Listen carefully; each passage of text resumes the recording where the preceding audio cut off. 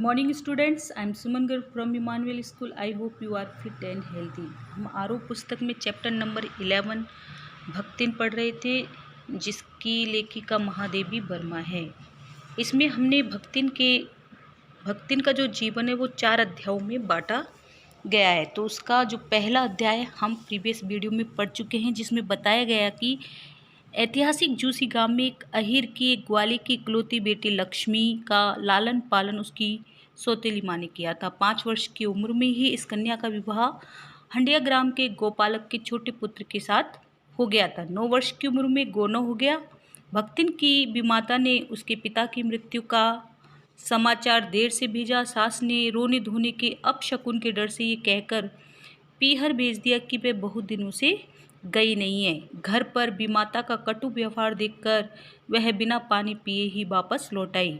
उसने अपने पिता की मृत्यु का दुख पति के सम्मुख प्रकट किया। आज हम भक्तिन के जीवन का दूसरा अध्याय पढ़ेंगे। चलिए शुरू करते हैं। जीवन के दूसरे परिच्छेद में यानी अध्याय में भी सुख की अपेक्षा दुख ही अधिक था।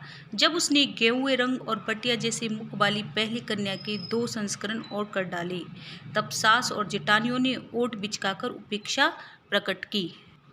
यानी कि भक्तिन ने एक पर एक 3 कन्याओं को जन्म दे डाला। परिणाम स्वरूप उसकी सास और जेठानियों ने उसकी उपेक्षा करना शुरू कर दिया।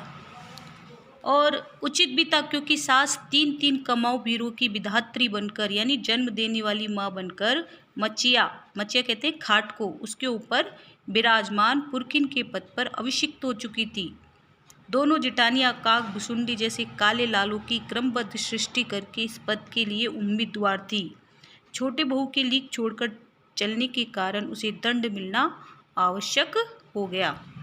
इसमें लेखिका ने व्यंग में कहा है कि जिस समाज में लड़के की मां होना सम्माननीय माना जाता हो और लड़की के जन्म को अशुभ माना जाता हो, वहां सास एक पर एक लड़कियों को जन्म देने वाली भक्तिन की उपेक्षा क्यों न करेगी।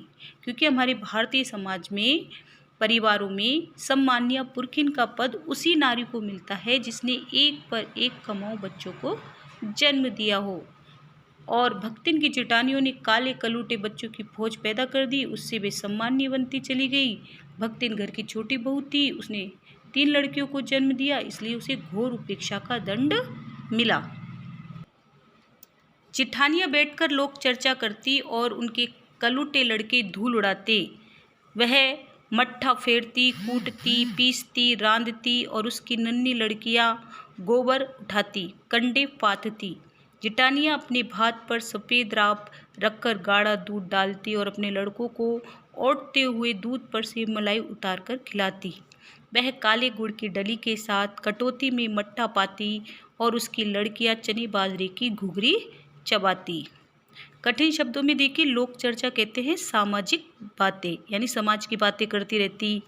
मट्ठा छाछ को कहते हैं और भात यानी चावल और राब होता है पतला गुड़ जो चावल के ऊपर डाला जाता है। इसमें बताया गया है कि जेठानियों के भी पुत्र थे, अतः जेठानियाँ क्या करती थी, मौज करती थी, सामाजिक बातें करती रहती थी और उनके लड़के खेलते कूदते, जबकि घर का सारा काम चक्की चलाना, कूटना, खाना बनाना आदि भक्तिन करती थी। उसकी छोटी छोटी लड़कियां गोबर उठाती, उपले बनाती और खाने के मामले में भी भेद किया जाता। जेठानियाँ और उनके लड़कों को सफ़ेद राब, दूध व मलाई युक्त भोजन मिलता था, किंतु भक्तिन व उसकी लड़कियों को गुड़ की डली या चने बाजरे की घुघरी चबानी पड़ती थी। आगे देखिए, इस दंड विधान के भीतर कोई ऐसी धारा नहीं थी जिसके अनुसार खोटे सिक्कों की टकसाल जैसी पत्नी से पति को विरक्त किया जा सकता। सारी चुगली चबाई की परिणति उसके पत्नी प्रेम को बढ़ाकर ही होती थी। जेठानियाँ बात बात पर धमाधम पीटी कूटी जाती, पर उसके पति ने उसे कभी उंगली भी नहीं छुआई। वे बड़े बाप की बड़ी बात वाली बेटी को पहचानता था। इसके अतिरिक्त परिश्रमी, तेजस्विनी और पति के प्रति रोम रोम से सच्ची पत्नी को वह चाहता भी बहुत रहा होगा, क्योंकि उसके प्रेम के बल पर ही पत्नी ने अलगोजा करके सबको अंगूठा दिखा दिया। इसमें लेखिका ने भक्तिन को खोटे सिक्कों की टकसाल कहा है, परंतु उसने अपने इस कथन से समाज पर व्यंग किया है। जो कन्याओं को खोटा सिक्का मानता है और कन्याओं की माताओं को अपमानित करता है। और इसके अतिरिक्त इसमें ये भी बताया गया है कि जो भक्तिन की ससुराल के सभी नारी सदस्य थे वे सब उसकी घोर उपेक्षा करते थे। जेठानियाँ उस पर नाक भूं सिकोड़ती थी तथा उसका तिरस्कार करती थी और स्वयं निठल्ली बैठकर आराम किया करती थी और भक्तिन से घर का सारा काम करवाया करती थी। लेकिन फिर भी भक्तिन क्या थी? सौभाग्यशालिनी नारी थी। कारण क्या था? क्योंकि उसकी जेठानियाँ अपने पतियों द्वारा धमाधम पीटी जाती, परंतु उसका जो पति था वह उसको कभी मारता भी नहीं था, छूता भी नहीं था। तो भक्तिन की जो जेठानियाँ थी और सास थी वो प्राय भक्तिन के पति से उसके सामने उसकी चुगली किया करती थी। वे चाहती थी कि भक्तिन की पिटाई हो, परंतु चुगलियों का प्रभाव उल्टा होता था। इससे भक्तिन का पति भक्तिन को और अधिक चाहने लगता था। भक्तिन का पति भक्तिन के मधुर स्वभाव, संस्कार, परिश्रम, तेज और कार्यकुशलता के कारण उससे और अधिक प्रेम किया करता था। यही कारण था कि भक्तिन ने अपने प्रेम के बल पर ही अलगोजा यानी बंटवारा करके सबको अंगूठा दिखा दिया कि काम वही करती थी, इसलिए गाय भैंस, खेत खलियान, अमराई के पेड़ आदि के संबंध में उसी का ज्ञान बड़ा चढ़ा था। यानी कि घर का सारा काम वह करती थी, इसलिए इन सब के बारे में उसको बहुत ही अधिक ज्ञान था। उसने छाट छाट कर ऊपर से असंतोष की मुद्रा के साथ और भीतर से पुलकित होते हुए, यानी ऊपर से तो उसने ऐसा भाव दिखाए कि जैसे उसको ये सब पसंद नहीं है, लेकिन वो अंदर ही अंदर प्रसन्न होते हुए जो कुछ लिया वह सबसे अच्छा था। साथ ही परिश्रमी दंपत्ति के निरंतर प्रयास से उसका सोना बन जाना भी स्वाभाविक हो गया। यानी दोनों पति पत्नी कठिन परिश्रम करते तो उनके हिस्से में जो कुछ आया वह और भी अधिक अच्छा और समृद्ध बनता चला गया। धूमधाम से बड़ी लड़की का विवाह करने के उपरांत पति ने घरौंदे से खेलती हुई 2 कन्याओं और कच्ची गृहस्थी का भार 29 वर्ष की पत्नी पर छोड़कर संसार से विदा ले ली। यानी उसके पति ने अपनी बड़ी लड़की का विवाह बहुत ही धूमधाम के साथ किया और उसकी जो 2 लड़कियां थी वो अभी छोटी थी और वो मिट्टी के घर बनाती थी, खेलती थी। तो 29 वर्ष की आयु में ही वह अपनी पत्नी को छोड़कर इस संसार से चला गया।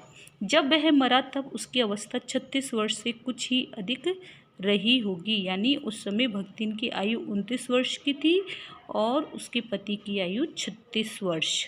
पर पत्नी आज उसे बुढ़ऊ कहकर स्मरण करती है, लेकिन भक्तिन आज भी उसे बुढ़ऊ कहकर याद करती है। भक्तिन सोचती है जब वह बूढ़ी हो गई तब क्या परमात्मा के यहाँ बेबी न बूढ़ा गए होंगे, अतः उन्हें बुढ़ऊ न कहना उनका घोर अपमान है। तो भक्तिन कहती है कि या सोचती है कि अब मैं बूढ़ी हो गई हूँ तो बेबी भगवान के यहाँ पर बूढ़े हो गए होंगे, अतः उन्हें बुढ़ऊ कहना ही उचित है। हाँ, तो भक्तिन के हरे भरे खेत, मोटी ताजी गाय भैंस और फलों से लदे पेड़ देखकर जिटोतों के मुंह में पानी भर आना ही स्वाभाविक था। इन सब की प्राप्ति तो तभी संभव थी जब भैयऊ यानी छोटे भाई की पत्नी दूसरा घर कर लेती। यानी उसके भक्तिन के हरे भरे खेत और स्वस्थ गाय भैंसों को देखकर और फलों से लदे पेड़ों को देखकर उनके जेठ और जिठोतो कहते हैं जेठ के पुत्र, उनके मुंह में पानी भरा था। वे उनसे ईर्ष्या करने लगते। लेकिन यह सब तो उनको तभी प्राप्त हो सकता था जब भक्तिन दूसरी शादी कर लेती। पर जन्म से खोटिन भक्तिन इनके चकमे में आई ही नहीं। यानी भक्ति इनके झांसे में नहीं फंसी। उसने क्रोध से पाप पटक पटक कर आंगन को कंपायमान करते हुए कहा। उसने जोर जोर से पूरे आंगन को कंपायमान करते हुए चिल्लाकर कहा, हम कुकरी बिलोरी न होए, हमारे मन पुसाई तो हम दूसरा के जाप, नाई तो तुम्हार पचे ही छाती पे हो रहा भूजब और राज करब, समझे रहो। कुकरी कहते हैं कुतिया को और बिलोरी यानी होता है बिल्ली, पुसाई यानी होता है फुसलाकर। तो भक्तिन कहती कि हम कोई कुत्ता बिल्ली नहीं है जो तुम हमारा मन फुसला सको, हम दूसरे के घर नहीं जाएंगे। तुम्हारे पचे की छाती पे हो रहा बूझब। तुम्हारी छाती पर हो रहा कहते हैं जो होली पर हम हरे अनाज के दानों को भूनते हैं, उनको भूनेंगे, यानी तुम्हारी छाती पर मूंग दलूंगी और राज करब समझे, और राज्य करूंगी समझे। उसने ससुर, अजय ससुर और जाने कई पीढ़ियों के ससुर गणों की उपार्जित जगह जमीन में से सुई की नोक बराबर भी देने की उदारता नहीं दिखाई। यानी कि उसने अपने ससुर, अजय ससुर कहते हैं दादा ससुर को, और जाने कितने ही पीढ़ियों के जो ज़मीन थी, उनकी जो कमाई जगह ज़मीन थी, जितनी भी ज़मीन थी, उसमें से सुई की नोक के बराबर भी ज़मीन देने से मना कर दिया। इसके अतिरिक्त गुरु से कान फुकवा, कंठी बांध और पति के नाम पर घी से चिकने केसों को समर्पित कर अपने कभी न टलने की घोषणा कर दी। इसके साथ ही उसने गुरु से मंत्र ले लिया, गले में कंठी माला पहन ली और अपने पति के नाम पर अपने केशों का मुंडन करवा लिया, और ये घोषणा कर दी कि वह कभी भी अपनी संपत्ति किसी को नहीं देगी। भविष्य में भी संपत्ति सुरक्षित रखने के लिए उसने छोटी लड़कियों के हाथ पीले कर उन्हें ससुराल पहुंचाया और पति के चुने हुए बड़े दामाद को घर जमाई बनाकर रख लिया। इस प्रकार उसके जीवन का तीसरा परिच्छेद भी यहाँ समाप्त हुआ। यहाँ पर भक्तिन के जीवन का दूसरा अध्याय समाप्त होता है, और इसके बाद भक्तिन का हम तीसरा अध्याय यानी उसके जीवन का तीसरा अध्याय नेक्स्ट वीडियो में पढ़ेंगे। Thank you, have a nice day.